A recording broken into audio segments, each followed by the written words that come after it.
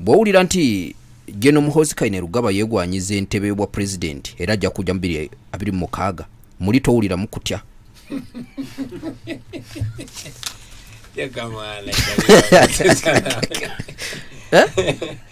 kakati lwaki gwe tomubuuza nti jowayi bw'olaba Kyagulanyi nga yakuba kitaawo nenkona nenywa gwe towuliramu kutya goloza tantya goloza bwe tusinkana naye nga talina muntu zazitadde eri ne tusinkana mu Mulukuubo bwe tuti nga veeri ajja eno nange nva eno nzija goloza ani awe tanaddayo gweweta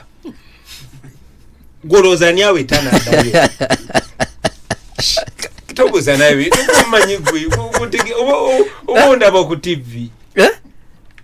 anyway ngokusaga kutadde ebbali munnange yenze nawangula mu 7 kitaawe okitegedde kakati ate bagamba tugoba minyata ebikere bisembera ikanawe